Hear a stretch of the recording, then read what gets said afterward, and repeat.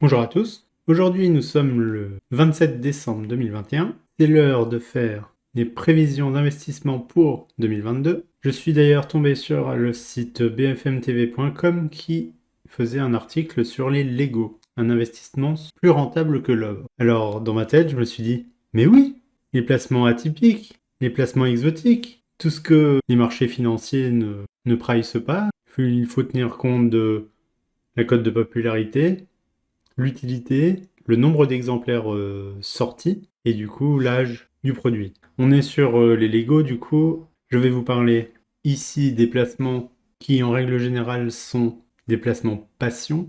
Il faut s'y connaître pour acheter et pouvoir revendre à un meilleur prix.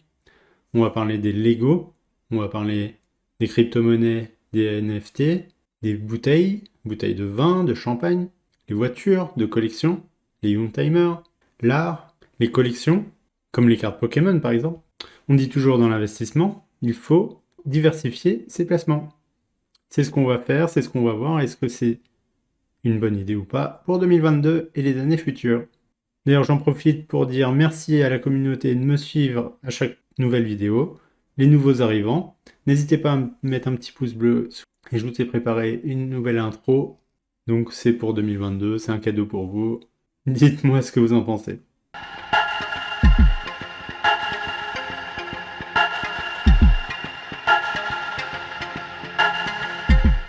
Alors, cet article de bfmtv.com qui nous dit « Les Lego, un investissement plus rentable que l'or ».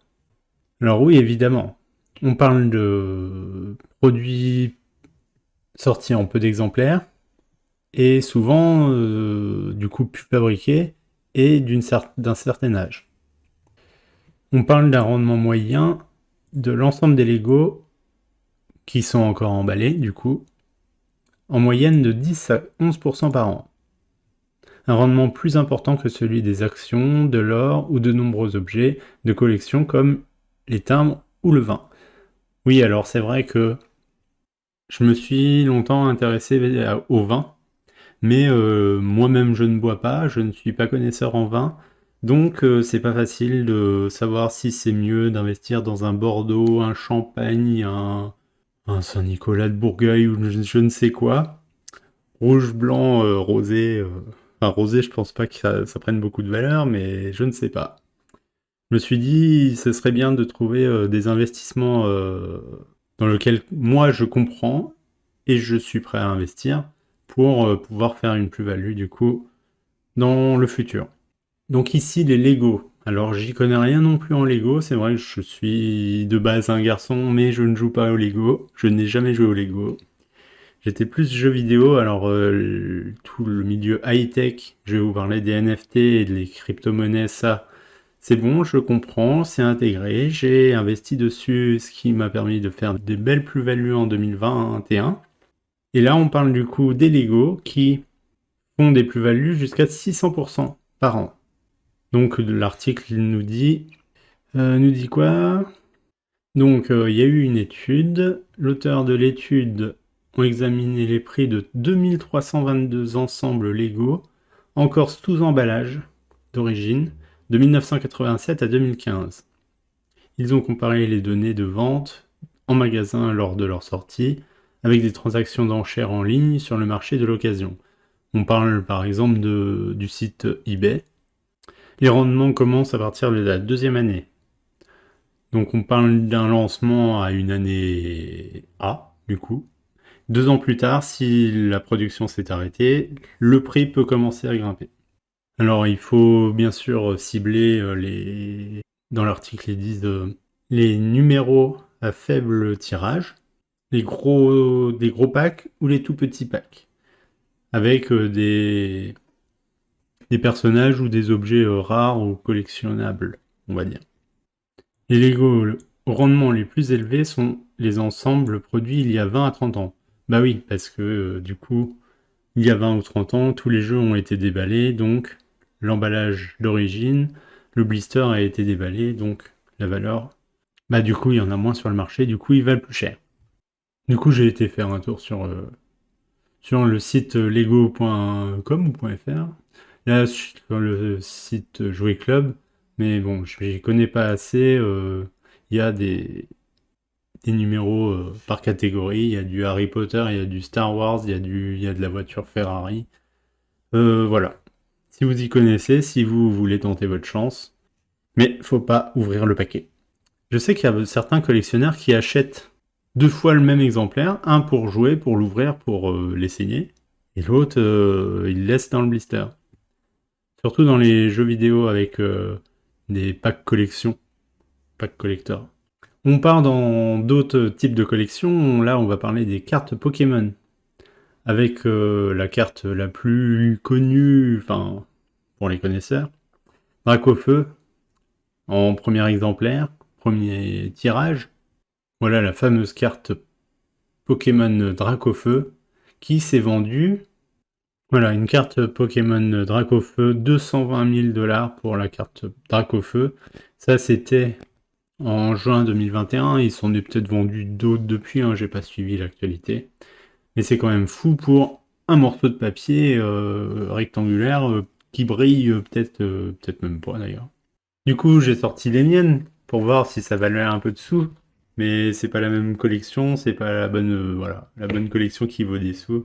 Donc je sais pas ce que je vais en faire. Est-ce que je vais les vendre ou est-ce que je vais les garder? Mais je suis loin de me faire 220 000 $ avec mes cartes Pokémon. Ensuite, il y a les investissements en vin, en bouteilles. Alors encore une fois, il faut être hyper connaisseur. C'est ce que je vous disais tout à l'heure dans l'introduction. Est-ce qu'il est mieux, il est préférable d'investir dans un rouge, un blanc, un champagne? De quelle année, de quel cru, de quel... voilà.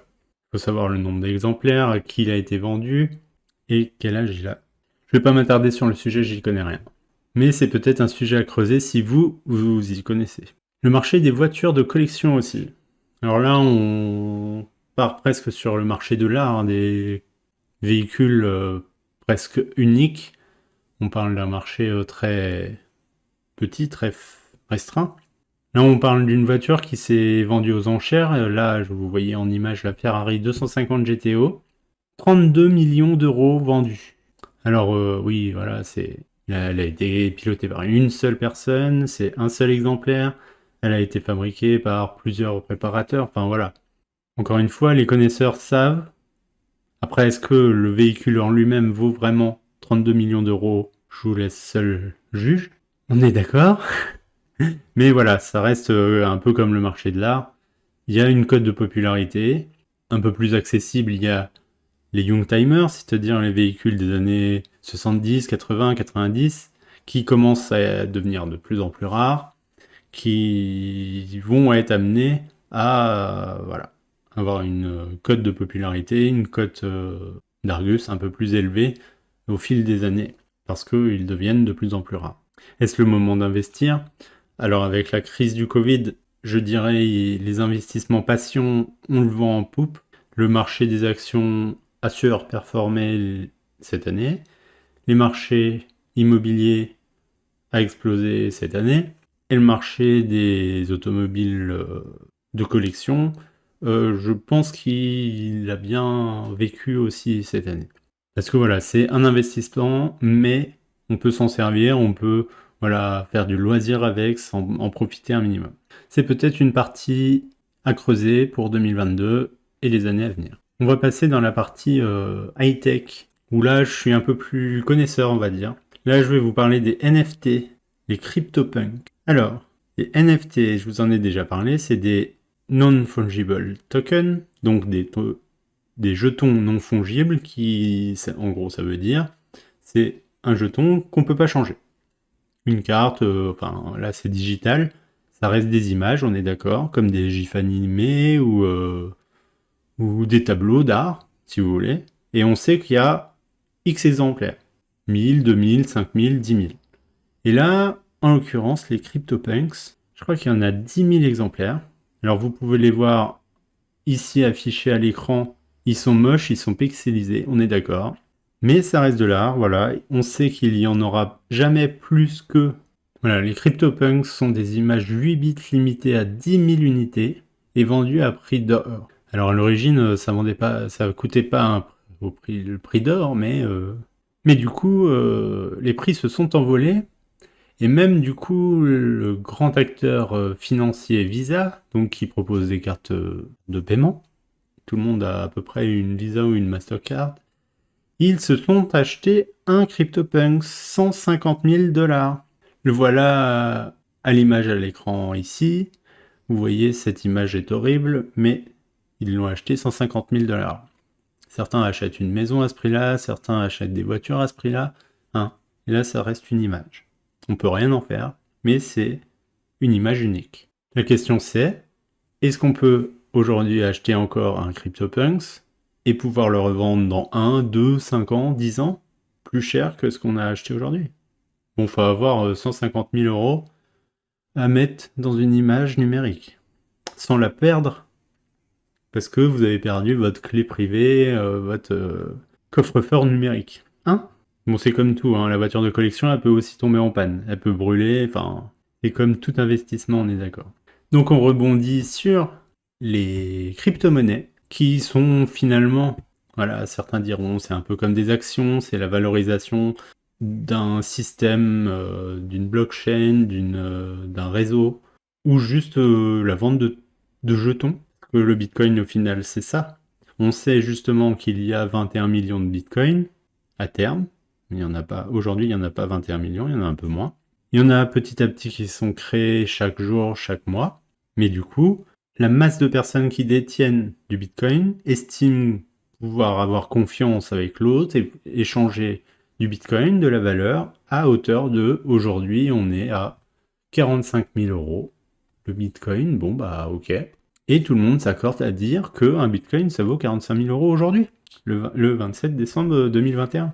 Et c'est un peu comme les marchés financiers, comme une action d'entreprise. On estime que l'entreprise Pierre et Vacances vaut tant d'euros, donc divisé par le nombre de parts, ça fait 6, 7, 8, 10 €, peu importe.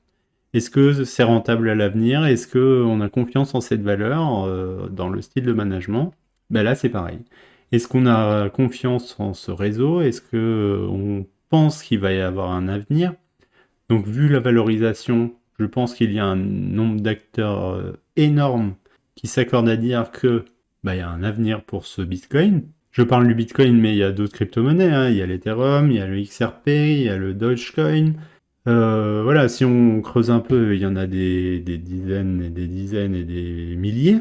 Certaines avec plus ou moins de valeur.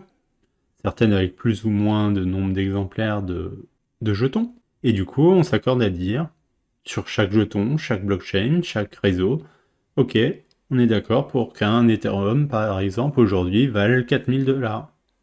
Ok, j'achète un Ethereum pour ce prix-là. Est-ce que le prix est amené à évoluer à la hausse, à la baisse? Personne ne sait. En tout cas, aujourd'hui, il s'échange à 4000 $. Le Bitcoin, 45 000 €. Ok. Je vais vous faire voir une petite courbe, si je la retrouve. C'était une image que j'avais trouvée, donc du coup, c'était en 2020. Mais je pense qu'elle est encore d'actualité. On voit sur cette courbe le nombre d'utilisateurs Internet en millions depuis le lancement. Année 1, année 2, 3, 4, 5. Et là, on est, du coup, par rapport à l'année de lancement Bitcoin, on va dire, on est à 10 ans, mais voilà. La blockchain, elle a environ 8 ans, avec, voilà, c'est toujours un marché récent. On estime qu'en 2020, voilà, on est à peu près là, si on compare à la courbe d'adoption d'Internet. C'est une vision des choses. Est-ce que elle va suivre la même évolution? Est-ce que la blockchain va continuer son ascension pour suivre la courbe de l'adoption d'Internet? Est-ce que en 2030, on va avoir un nombre d'utilisateurs proche de celui de l'Internet? Du coup, je sais pas, en 2010, on estime qu'aujourd'hui, il y a environ 3,5% de la population mondiale qui ont accès à la blockchain, qui ont un porte-monnaie virtuel, qui ont des crypto-monnaies. Donc ça comprend les jeunes, les moins jeunes, les pays riches, en voie de développement, enfin voilà. 3,5%. Alors imaginez, là on est en 2020, 2021, 2022, hein, ça change pas grand-chose. 3,5%. Imaginez, si on suit une courbe exponentielle dans ce genre, je sais pas, dans 2, 5, 10 ans, on sera au moins 2 fois plus. Ça fait pas énorme. Ça fait 7% de la population qui aura au moins une fois touché à Bitcoin, Ethereum, et du coup, une autre monnaie, une autre blockchain, des smart contracts. Enfin, là, je vais vous parler un peu technique, mais je pense qu'il y a une partie de l'avenir qui se joue dans les crypto-monnaies et la blockchain. Voilà, sur ces belles paroles, je vais vous laisser. Et dites-moi en commentaire si vous avez d'autres placements financiers, placements exotiques, placements atypiques, je sais pas, des pins, des bouchons de capsules de bouteilles de champagne, je sais pas, des crayons publicitaires, des jeux vidéo, des anciens jeux vidéo. Dites-moi si vous aussi vous avez fait des plus-values, des trucs où vous aviez jamais imaginé faire revendre à prix d'or. Un vieux truc trouvé dans la cave. C'est intéressant, ça m'intéresse. Est-ce que en 2022, on va investir là-dessus? Dites-moi et on se retrouve pour de prochaines vidéos. Ciao!